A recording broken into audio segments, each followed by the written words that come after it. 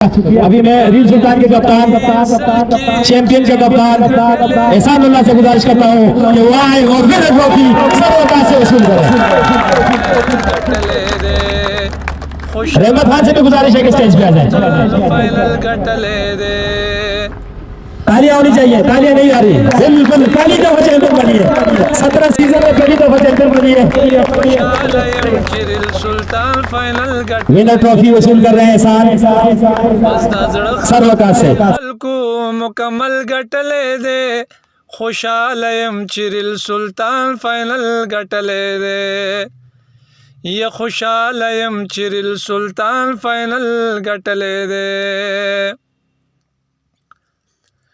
امیر دے کہ عثمان دے او احسان دے دوی کپتان دے، امیر دے کہ عثمان دے۔ اس کے ساتھ ساتھ کیش پرائز کا اعلان بھی کیا ہے سروکار نے، اس کے لیے بھی تالی ہونی چاہیے جی، بہت شکریہ۔